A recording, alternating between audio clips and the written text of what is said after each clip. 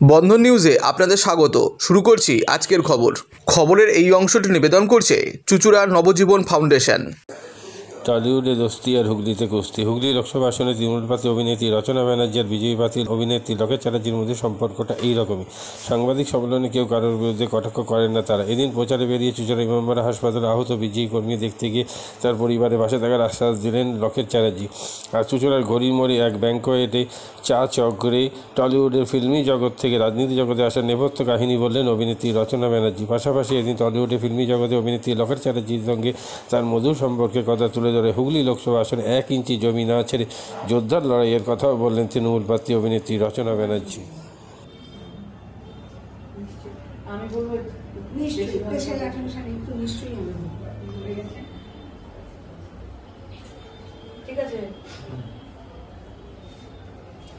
তাড়াতাড়ি হ্যাঁ, তো রেস্ট নেবে তো তাড়াতাড়ি ভালো হবে। আজকে 2024 অনেকগুলো বছর কেটে গেল। প্রচুর পরিশ্রম করেছি, প্রচুর অত্যন্ত মধ্যবিত্ত। এই জায়গায় আসার পিছনে কারণ হয়তো আপনারা অনেকে আমার জিজ্ঞেস করেছে যে কেন এখন, কেন আগে, কেন নয়। দেখুন, আমি সবসময় মনে করেছি যে হয়তো সব কিছুর একটা সময় থাকে। সেই সময়টা হয়তো এখনই আমার ছিল যে 2024 রচনা ব্যানার্জি রাজনীতিতে আসবে, এই সময়টার জন্যই হয়তো ছিল।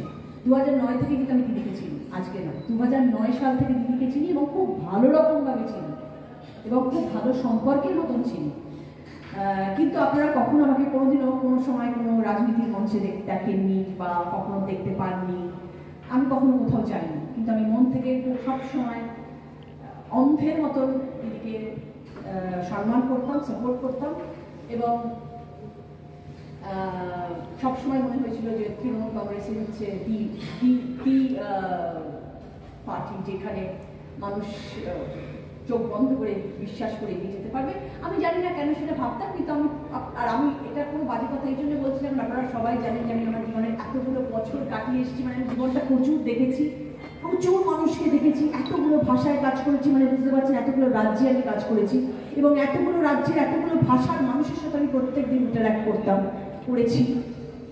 তো আমি প্রচুর মানুষের সাথে ওঠা বসা করেছি। আমার অভিজ্ঞতাটা প্রচুর হয়ে গেছে জীবনের প্রতি, নিজের কাজকর্মের প্রতি। তো আজকে যখন আমার কাছে এই জায়গাটা যখন এলো আমার কাছে যে আমি রাজনীতিতে আসবো, আমার দিদি যখন বললেন যে রচনা আমি চাই আমার পাশে এসে দাঁড়াবো, আমি কয়েকটা দিন সত্যি কথা বলতে সময় নিয়েছিলাম ভাবতে যে আমি রাজনীতিতে আসবো কিনা। তার পিছনে অনেকগুলো কারণ ছিল, দলের জন্য কিছু নয়, নিজের জন্য। কারণ আমি ব্যবসার সাথে জড়িত আছি, আমার সংসার, আমার ছেলের প্রতি ভীষণ বায়াসড, আমি ছেলেকে নিয়ে ভীষণ বেশি পসেসিভ, সবকিছু নিয়ে আমার একটু সময় লেগে গেছিল ভাবতে। তখন আমি দিদি আবার বলে, তুমি কি নিয়ে ভাবছো? মজার কথা বলছি আপনাদের সকলের সাথে। তাই বলে দিদি আমি আমার ছেলেকে নিয়ে ভাবছি। দিদি হেসে ফেললেন, কত মানুষ কত কিছু ভাবে রাজনীতিতে আসার আগে, তুমি ছেলেকে নিয়ে ভাবছো? তোমার ছেলেকে নিয়ে এত চিন্তা? হ্যাঁ দিদি, ক্লাস 12-এ উঠে গেছে তো বড্ড চিন্তা।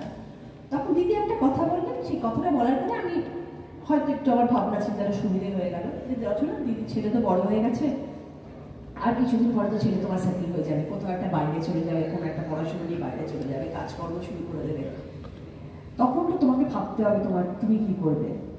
সত্যি তো, এটাও তো একটা সত্যি কথা। আমি যে আমার ছেলেকে এখনো ভাবি যে আমার কোলে বসে আছে, ক্লাস 4-5-এর ছেলে, আরো 20 বছর আমার হাত ধরে বসতে হবে, যাতে সেটা অন্যায়, সেটা তো ভাবা ঠিক নয়। তাহলে কি আমি বা সত্যি ভাবতে পারি যে জীবনটা একটা থাকারও এগোয় হয়, তাহলে রাজনীতির মঞ্চতেই হয়তো করা যেতে পারে, তার বাইরে সম্ভব নয়। সেই জন্যই আজকে রাজনীতিতে আসা এবং আমার বিশ্বাস যে আমি কোনো রকম স্বার্থ, কোনো রকম কিছু না ভেবে কিন্তু আমার আজকে এই জীবনে আসা এবং দিদির সম্মতি, দিদিকে সম্মতি দেওয়া। হ্যাঁ দিদি, আমি রাজনীতিতে আসতে, এবং এটা ভেবেই এসেছি রাজনীতিতে। কোনো রকম তো আমার নতুন করে বিশ্বাস করুন, আমি এতগুলো কথা বলছি এবং সত্যি কথা বলছি, আমার তো নতুন করে জীবনে কিছু চাওয়ার বা পাওয়ার নেই। আমি আমার জীবনে যা কষ্ট করে পরিশ্রম করে অর্জন করেছি, নাম, খ্যাতি, সব কিছু বলুন, সব কিছু, মাথার উপর ছাদ আছে, ঠিকঠাক করে সংসার করছি, সব কিছু পেয়েছি ঠাকুরের কৃপায়, ঠাকুরের দয়ায়। নতুন করে আমার কিছু জীবনে পাওয়ার নেই, তাহলে কেন রাজনীতি? তার একটা এবং অন্যতম কারণ হচ্ছে যে একটা সময় মানুষের সবসময় মনে হয়, সবার হয়তো নাও হতে পারে, আমার মনে হয়েছে যে কোনো একটা সময় কি মানুষের, আমার মন বলেছে যে কোনো সময় কিরকম হবে না যে এত কিছু তো করলাম, সব তো নিজের জন্য করলাম, মানুষকে আনন্দ দিয়েছি, তাও সেটা নিজের জন্য, যে নিজের খ্যাতি হয়েছে, নিজের রচনার যে স্টার, পপুলারিটি, টাকা পয়সা, ঐশ্বর্য সব কিছু পেয়েছি। এবার কি একটা কোনো সময় মনুষ্যত্ববোধ কাজ করেনি? আমার মনের মধ্যে কোনো মনুষ্যত্ববোধ নেই, জানি কিছুটা সময় জীবনে মানুষকে দেবো, মানুষের জন্য কিছু কাজ করবো।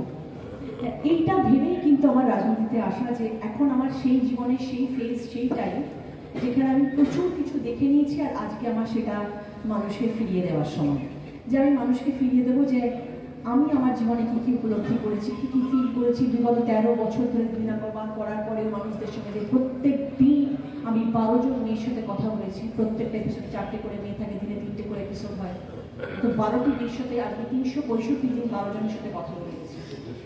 প্রত্যেকটা মানুষের পালস বোঝা, তাদের ফিলিংস বোঝা, তাদের সব কিছু জানা, এটা করতে করতে হয়তো আরো মানুষের জন্য কিছু করার তাগিদটা বেড়ে গেছে, যে হ্যাঁ তাহলে কি শুধু ওরা ওখানে দাঁড়িয়ে আমি এখানে বসে তাদেরকে বোঝাচ্ছি, তাদের চোখের জল পড়ছে, আমার চোখের জল পড়ছে, এইটুকুই কি শেষ? তাহলে আমি কি কখনো পাশে গিয়ে কারো দাঁড়াতে তাহলে বাড়ির জন্য বসতে এসেছি? সেইখানকার যারা জার্নালিস্ট, যেখানকার যারা প্রেসের মানুষ, তাদের সাথে আমার দেখা হওয়া উচিত, তাদের সাথে আমার পরিচয় হওয়া উচিত। সেই জন্যই কিন্তু আপনাদের সবাইকে এখানে আমন্ত্রিত করেছি আমি আজকে চাই, এবং আপনাদেরকে সেটা বলছি আমি, এটাই আমার বক্তব্য ছিল, এটাই আমার বলার ছিল। এবার যদি আপনাদের কোনো কিছু প্রশ্ন থাকে আপনারা নিশ্চয়ই করতে পারেন।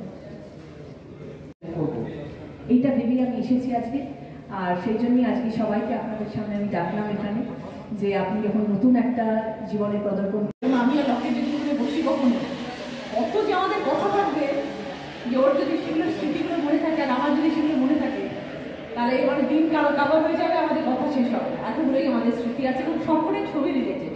কারণ আগেকার দিনে কি হতো জানেন দাদা, আমরা যখন সিনেমা করতাম তখন না আমাদের ওই বন্ডিংটা ভীষণ স্ট্রং ছিল, আর্টিস্ট বন্ডিংটা। কারণ আমরা একসাথে আউটডোর করতাম, আমরা একসাথে ছবি দিনের পর দিন ছবি হতো, এখন 10 দিনের ছবি হয়, তখন 45 দিন ধরে ছবি হতো। তো আমরা এই যে 4-5 জন শিল্পী, 6-4 জন শিল্পী, আমি প্রসেন চট্টোপাধ্যায়, অভিষেক চ্যাটার্জি, লকেট চ্যাটার্জি, রঞ্জিত বলি, আর লাবণী সরকার, কৌশিক ব্যানার্জি, আমরা একটা গ্রুপ থাকতাম। এই গ্রুপরা আমরা যে কত আমাদের মজার স্মৃতি, যে শুটিংয়ের পরে ঘরে বসে গান গাওয়া, খাওয়া দাওয়া, আড্ডা, প্রসেন চট্টোপাধ্যায় মাইকে হারমোনিয়াম নিয়ে আসা হলো, হারমোনিয়ামে গান গাইছে, লকেটকে বলা হলো গান গাইতে, লকেট হঠাৎ গান গাইতে শুরু করে দিল, আমাকে বললো তুমি তবলা বাজাবে, এরকম ধরনের আমাদের স্মৃতি। তো সেই জিনিসগুলো খুব ভালো, আমি সেই স্মৃতি নিয়ে লকেটকে আমার কাছে রাখতে চাই। এখন সে অন্য জায়গায় অন্য বিরোধী পক্ষ নিয়ে তোমার তো থাকবে, রাজনীতি যখন তোমার ইষ্টতম বিরোধী পক্ষ থাকবে, সেখানে মানুষও থাকবে, সে তার বিরোধী পক্ষে রয়েছে, তার সঙ্গে খারাপ করে তো কখনো বলবো, আমার থেকে কখন আপনারা শুনেছেন আপনাদের তাও খারাপ কথা বলছে, বলবো আমি খারাপ কথা বলার জন্য আসছি, মানুষের জন্য এসছি, মানুষের কাছে এসছি, মানুষের জন্য কাজ করবো বলেছি। কাউকে ছোটো দেখতে আমার কোনো, আমি তো সাংঘাতিক বড় হয়ে যাবো না, আমার দরকার নেই তো সেটা করার। আমি নিজের কেরিয়ারই কোনোদিনও করলাম না ফিল্ম জগতে এসে, যে অন্য মানুষ ছবি পাচ্ছে, আমি কেন ছবিটা পাচ্ছি না, কথা হয়েছে আমাদের। ফিল্ম কেরিয়ার আরেকটা পলিটিক্যাল কেরিয়ার, হ্যাঁ ফিল্ম কেরিয়ারটা কিন্তু খুব একটা ভাববেন না দারুণ একটা মজার জায়গা, ওটা নয়। প্রচুর ডিরেক্টর প্রডিউসারদের কিন্তু সব নথিগত নায়ক নায়িকা আছে যাদেরকে নিয়ে কাজ করবে, রচনাকে পছন্দ না হলে কৃষ্ণা ওই নায়িকার কাছে যান। কত হয়েছে, কেন হয়নি? আমি আর ঋতুপর্ণা তখন একচেটিয়া কাজ করছি, কত ছবি এরকম হয়েছে আমাকে নেয়নি, ঋতুপর্ণাকে নিয়েছে, অনেক ছবি হয়েছে ঋতুপর্ণাকে বাদ দিয়ে আমাকে নিয়েছে, অনেক অনেক মজার মজার ঘটনা আছে, সেগুলো ভাবলে হবে না, সেটা নিয়ে কোনো ব্যাপার, সে যেটা চাইছে সে যেটা চায়। আগে বছরে তাও ভালো হতো, কিছু স্মৃতি নিয়ে আলোচনা করতাম, এখন বছরে তো গন্ডগোল হয়ে যাবে।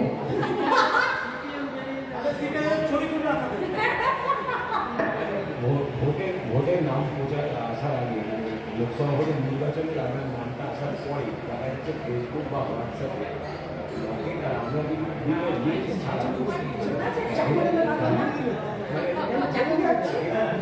আমরা কর্তব্য কি করে বার করলো ওই পার্টটুকুই, পুরো ছবি গাড়ি চালাচ্ছে, আমি হঠাৎ তো রাস্তায় চাকরি করে আয় দেখে নেও তোকে। হ্যালো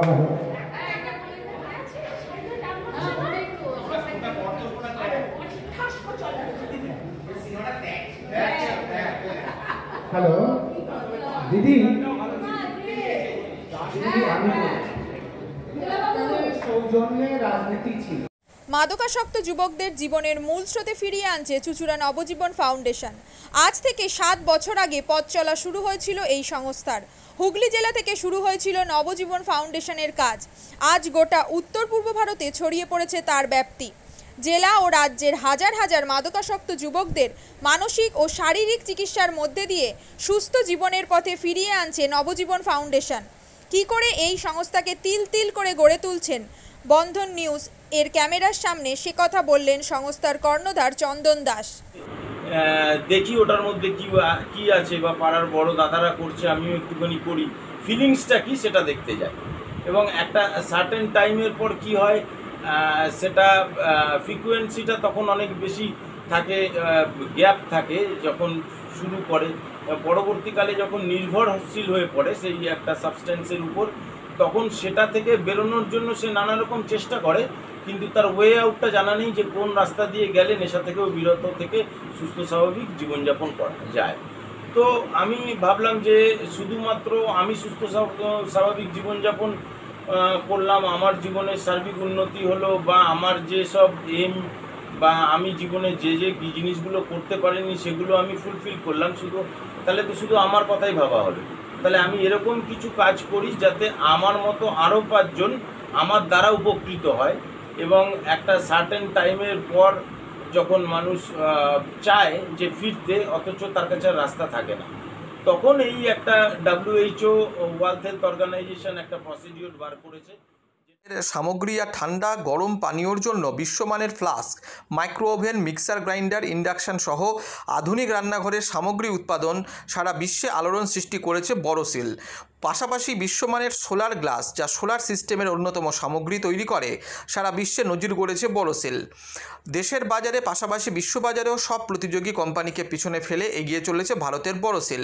রাজস্থানের বড়সিল কারখানায় 1200 মহিলার কর্মসংস্থান হয়েছে। প্রতিদিন রাজস্থানের প্রত্যন্ত গ্রাম থেকে ওই মহিলাদের গাড়ি করে কারখানায় নিয়ে আসে কারখানা কর্তৃপক্ষ। তারা বড়সিলের বিশ্বমানের প্লেটের ডিজাইনে কাজ করে। দিনের শেষে তাদের গাড়ি করে বাড়ি ফিরিয়ে দেয় কারখানা কর্তৃপক্ষ। কর্মসংস্থানের এই বেনজির দৃষ্টান্তের জন্য বড়সিল কোম্পানিকে কুর্নিশ জানায় ভারতবাসী।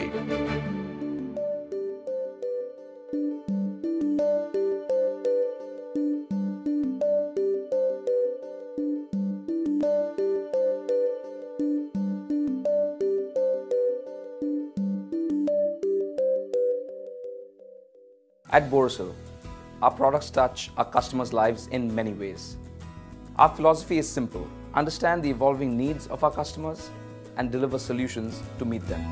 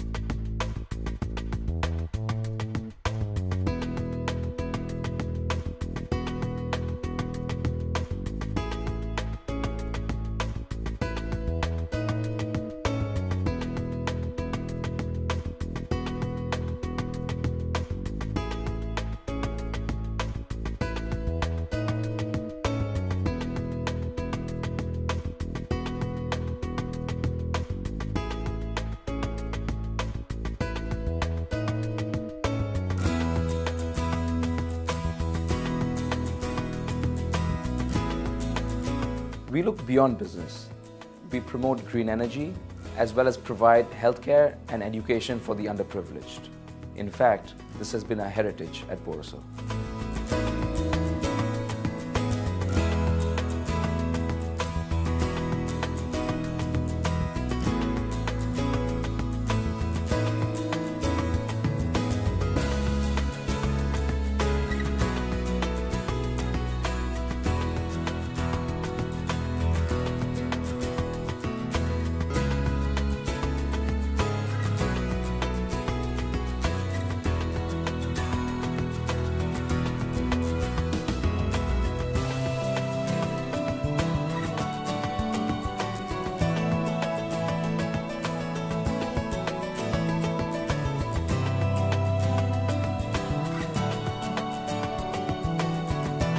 Our products are developed with innovation and thought. It is technology emboldened by the human spirit.